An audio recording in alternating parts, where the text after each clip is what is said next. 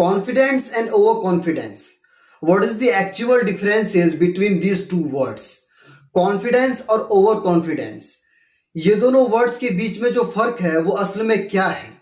I can do this work, this is confidence, and I can only do this work, this is called overconfidence. मैं इस काम को कर सकता हूं, इसे कॉन्फिडेंस कहते हैं, और सिर्फ मैं इस काम को कर सकता हूं, इसे ओवर कॉन्फिडेंस कहते हैं. Always remember one thing, confidence is useful for you and overconfidence is harmful for you. Sir, confidence जो होता है ना वो इंसान को हमेशा फायदा पहुंचाती है, लेकिन जो लोग ओवर कॉन्फिडेंट होते हैं उन लोगों को हमेशा नुकसान का सामना करना पड़ता है. वो लोग हमेशा लाइफ में फेलियर रह जाते हैं.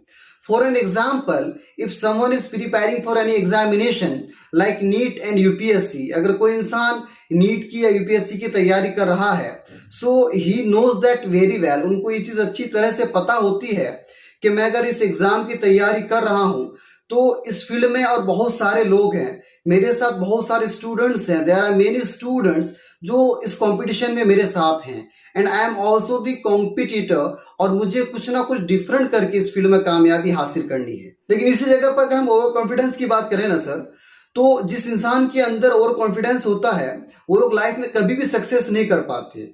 दे can never be succeed in their life. वो लोग हमेशा लाइफ में फेलियर रह जाते हैं. मैं आपको बताता हूं क्यों और कैसे. Because they always think that I am the only one who is the most knowledgeable person in this field. इस फील्ड में सिर्फ मैं ही हूं जिसे हर कुछ आता है. There is no one in front of me. मेरे आगे कोई भी इंसान टिक नहीं सकता. तो ऐसे लोग कभी भी अपने काम के लिए कभी भी मेहनत नहीं करते. If he is preparing for any examination, so he will not work hard that much.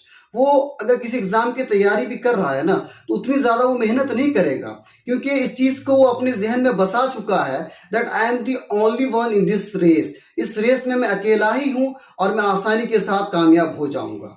So always remember one thing, confidence is always useful and over confidence is always harmful. आपने लोगों से कई दफा कहते हुए सुना होगा that life is a race, कि जिंदगी एक रेस है. Always remember one thing, race never defines the single person, it always defines the group of people or majority of people.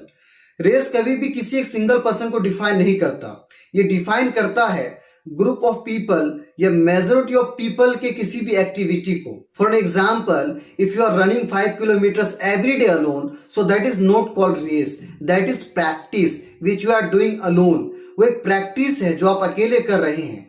But at the same place if 10 people are running together, अगर same जगह पर 10 लोग एक साथ दौड़ते हैं और उस रेस में कुछ लोग फर्स्ट आते हैं, कुछ सेकंड आते हैं, कुछ लास्ट आते हैं, so that is only called race. उसी को रेस कहते हैं.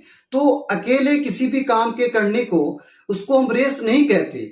जिस काम में कई सारे लोग हमारे साथ जुड़ते हैं उस काम को हम हमेशा रेस कहते हैं. So always be confident, don't be overconfident.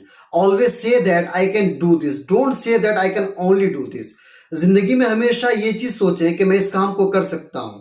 इस बात को कभी ना सोचें कि इस काम को सिर्फ मैं ही कर सकता हूं. अगर आप इस बात को सोच लेते हैं तो कभी भी जिंदगी में आपको कामयाब होने से कोई नहीं रोक सकता. So I hope you like this video. So please like the video and share with your friends. Do subscribe my YouTube channel and hit the bell icon to get the notification of my all new videos. Bye bye. Take care of yourself.